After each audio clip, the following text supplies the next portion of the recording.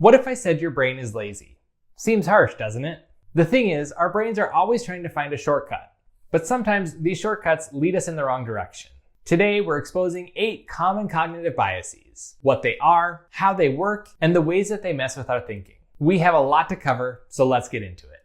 But first, my name is Keegan. I have a master's degree in counseling and I'm a licensed professional clinical counselor. Keep in mind that engaging with this channel does not constitute a therapist-client relationship. This content is for educational and entertainment purposes. This does not substitute or replace professional mental health care. To begin, let's first make sure that we have a good understanding of what a cognitive bias is in general. We all have cognitive biases. They're just a fact of life. They're shortcuts that our brain takes to try to help lighten the load. But with those shortcuts comes a chance that we might have errors in the way that we're thinking about something. If you've heard of a heuristic, a cognitive bias is very similar, if not the same thing, as what a heuristic is. And I want to mention that term because there's a chance that you may run into that also. Whether we call it a heuristic or a cognitive bias, these shortcuts play an important role, but they can lead us astray. Another thing to know is that throughout most of this video, as we're talking about cognitive biases, these are going to be relating to our thoughts or beliefs. However, a cognitive bias doesn't necessarily need to be about our thoughts or beliefs. Instead, it might be visual or related to our memory or show up in some other way. When it comes to a cognitive bias, these are often going to lead us to think in a way that's more uncritical or overly simplistic. At the same time, we don't want to have to think about everything in a very critical manner, as doing so would be extremely taxing on our brain. Therefore, remember that although a cognitive bias is not always helpful, they do also give our brain a much needed break. That said, our brain likes to take a break any chance that it can get, and cognitive biases happen by default. Therefore, if we do want to think about something in a more critical manner, we're going to likely have to go about this very intentionally. Meaning that if there's an important decision you need to make, or you're in a situation where you know you're likely to make a cognitive bias, those are times where you're going to want to make sure that you're checking in with yourself and being mindful that you're thinking through things in a more critical way. Now, let's start looking at 8 of the most common cognitive biases. Let's begin with perhaps the most well-known cognitive bias, confirmation bias. This is a tendency where people are likely to believe, focus on, select, or otherwise remember information that already fits in with what they believe. Therefore, they're more likely to disregard or discount information that doesn't fit with an existing belief that they have. Confirmation bias isn't just limited to beliefs though. It can be influenced by values that a person holds as important, decisions the person has made previously, as well as being influenced by preconceptions or other expectations that they might have. Here's an example to illustrate confirmation bias. Let's imagine that Beth loves coffee. Not only does she love it, she believes that it has no negative effects. However, someone recently told her that she should maybe slow down on her coffee drinking a little bit. She decides to search the internet to see what recent articles she can find about coffee. She finds articles that are positive and negative related to the effects of coffee on someone's health. She mainly reads those that are more positive, but does take a glance or two at some of the more negative articles. A couple days later, she's telling a friend about what this person had told her and about the articles that she read. She goes on to tell the friend about all these positive things that she learned about the effects of coffee on someone's health, but doesn't mention any of the negative articles or any of the information that was more negative leaning that she read.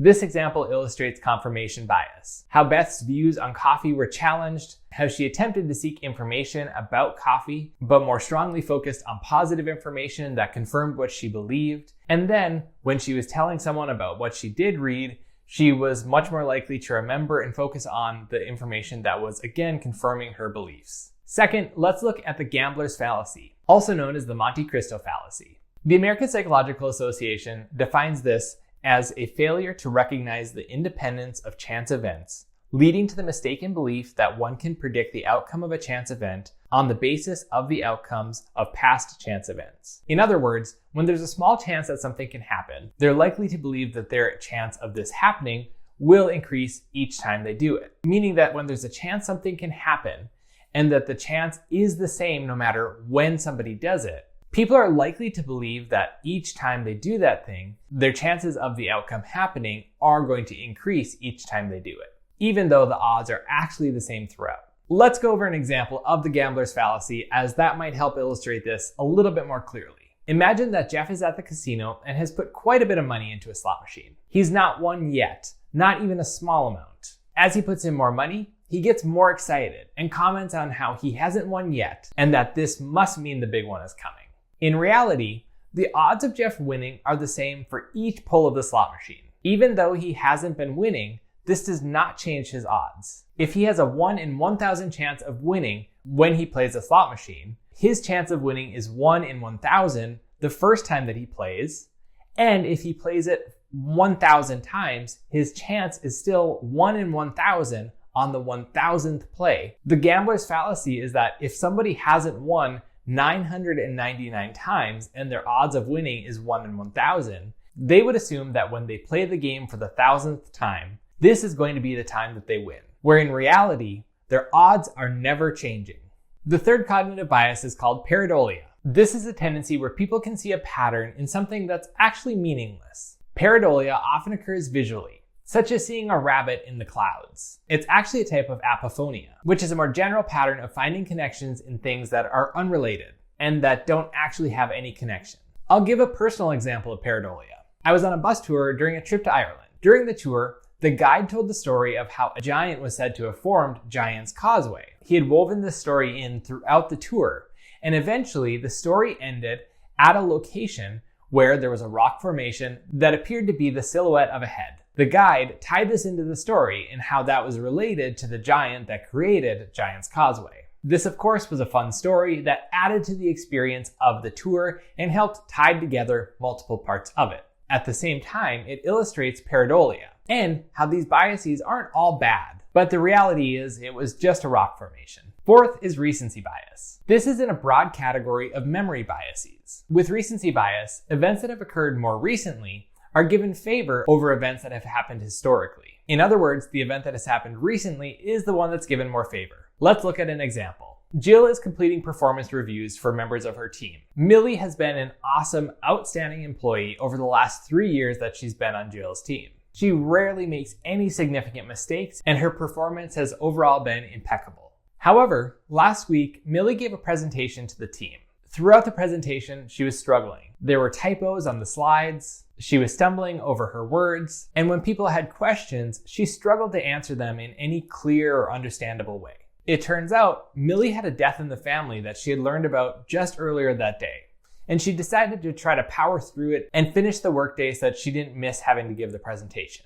When Jill's completing Millie's evaluation, she keeps rating Millie's performance lower. This shows the recency bias, that Jill seems to have lost sight of Millie's performance overall, and instead, her memory is influenced more by the most recent event that occurred with Millie. The peak end rule is the fifth cognitive bias. And before we talk about this one, there's a couple of things that we should define.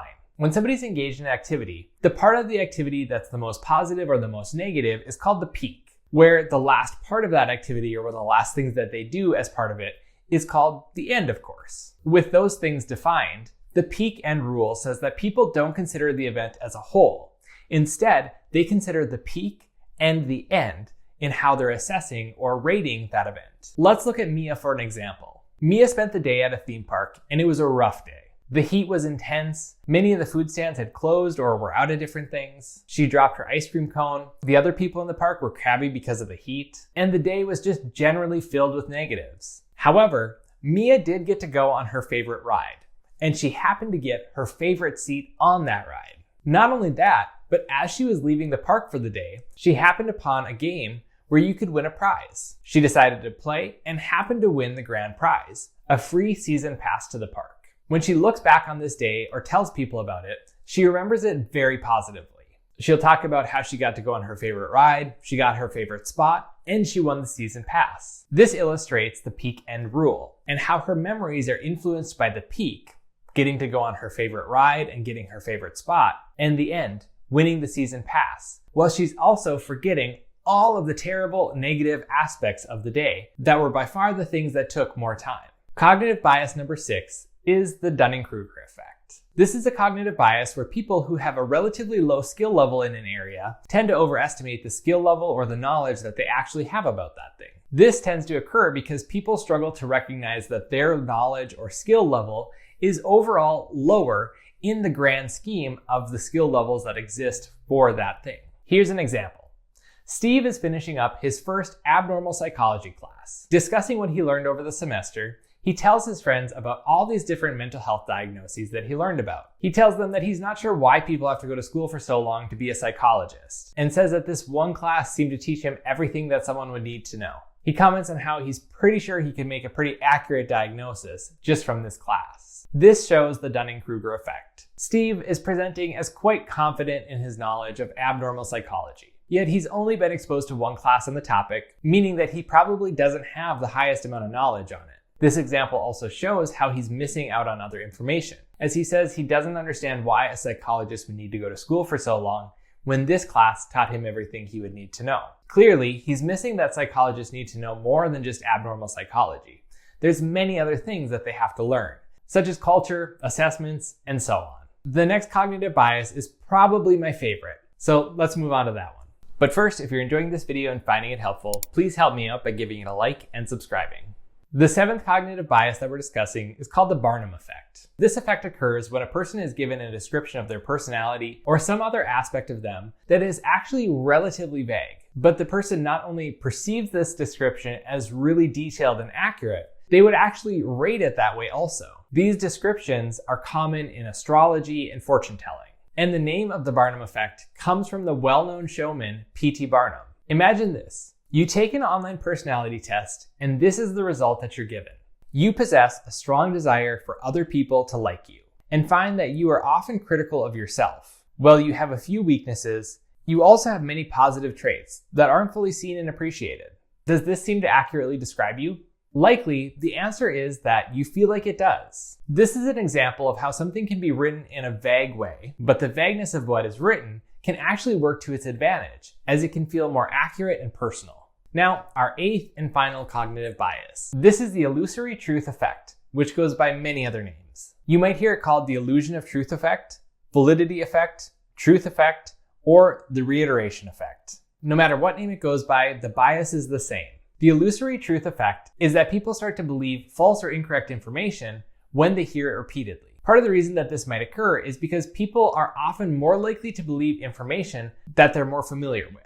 And if we've heard something repeatedly, we're then more familiar with that information. Even though it's false or wrong, we've heard it more and therefore it's more familiar to us. Here's an example to illustrate this. Bill sees a social media post that says that half a gallon of grape juice in a day will help cure joint pain after just a couple of days. He notices that this post comes from a source that's not very reputable and is certain it's made up. Out of curiosity, he decides to look it up anyway, suspecting that he's going to find information that disproves this claim. Sure enough, he finds again and again that this information is incorrect. However, he keeps seeing posts with similar information though, and each time he shakes his head, knowing that the claims are false. Months go by, and Bill hasn't seen one of these posts for a while. He starts to get more knee pain as he's been trying to work out more. He finds that his usual methods for pain relief aren't seeming to work that well, and remembers that he had seen a post that if you drink a half gallon of grape juice a day for multiple days, this will help cure joint pain. He decides to give it a try to see what will happen.